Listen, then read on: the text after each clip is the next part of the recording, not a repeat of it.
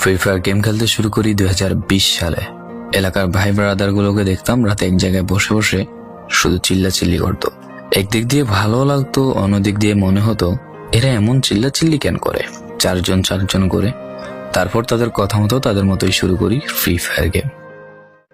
প্রথম দিন গেম খেলে রাত জেগেছি 11টা, যেটা ছিল রাত জায়গার প্রথম কারণ এবং প্রথম ভালোবাসা।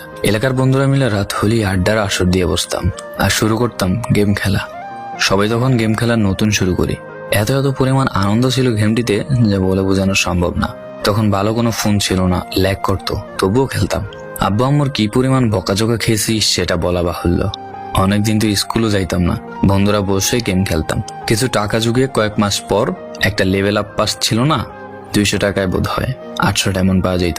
তো সেখান থেকে 800 ডায়মন্ড থেকে একটা অলগ ক্যারেক্টার নিই। আর সেই অলগ ক্যারেক্টার ছিল তখনকার সময়ের সবচেয়ে দামি ক্যারেক্টার। তখনকার দামি প্লেয়ার মনে হতো নিজেকে। আবার গেমের ভিতর অনেকের সাথে বন্ধুত্ব পর্যন্ত হয়ে গিয়েছিল। গেমের ভিতরে বন্ধুত্ব হলেও বাস্তব ছিল বন্ধুত্বগুলো। তখন ফ্রি ফায়ারে ডু পার্টনার সিস্টেমটা ছিল না, তাই কোনো মেয়ে গেমেও ছিল না। তারপর যখনই মেয়েরা গেমটা শুরু করে তখনই আস্তে আস্তে গেমের আনন্দ নষ্ট হয়ে যায়। অনেক বেশি র্যাম প্রয়োজন হতো, তো তাই গেমটা খেলতে ভালো একটা ফোনের প্রয়োজন হইতো।